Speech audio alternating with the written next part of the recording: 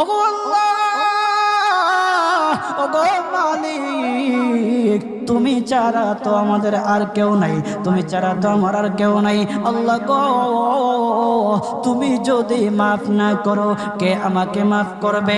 তুমি যদি মাফ না করো কে আমাকে মাফ করবে?